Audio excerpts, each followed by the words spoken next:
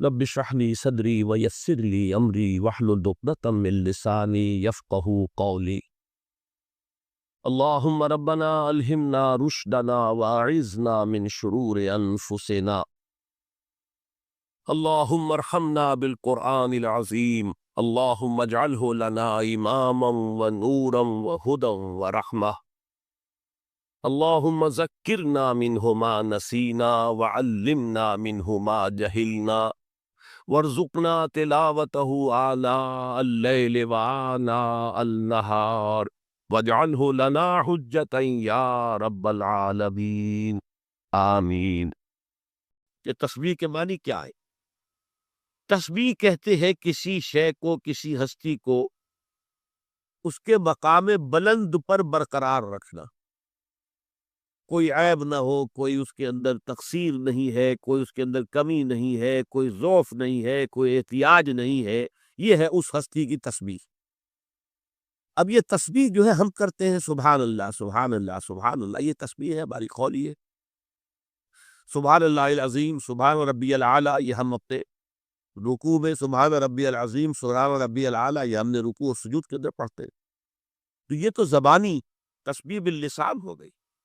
سبح یسبح کے معنی تیرنا، تیرنے کے معنی کیا ہے؟ جو پانی کی سطح پر برقرار رہے، نیچے ڈوب نہ جائے۔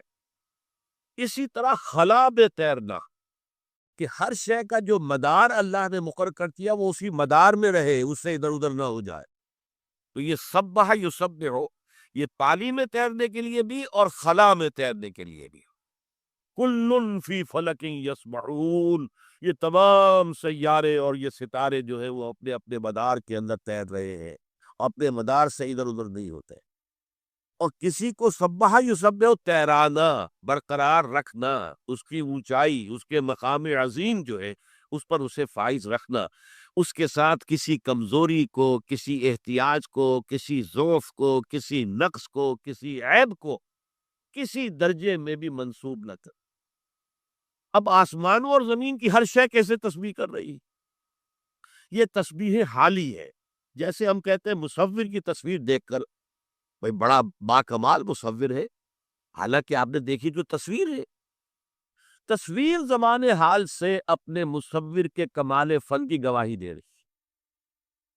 گویا کہ یہ پوری کائنات اپنے صانع، اپنے خالق، اپنے مالک، اپنے مصور، یہ الفاظ آپ کو معلوم ہے، واللہ الخالق البارئ المصور، وہ مصور بھی تو ہے۔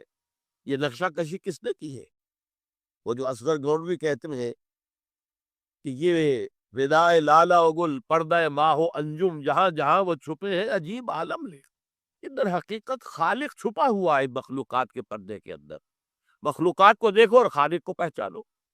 یہ کائنات جو ہے اس کا ذرہ ذرہ، سیاروں سے لے کر ذرات تک، یہ گواہی دے رہا ہے اپنی زبان حال سے کہ میرا خالق، اس کی قدرت مطلق ہے، اومنی پوٹنٹ، علی کل شیء قدیر، اومنیشینٹ، بکل شیء علیم، ہر چیز کا جاننے والا، اومنی پریزنٹ، ہر جگہ موجود، ہوا معکم اینما کنتم۔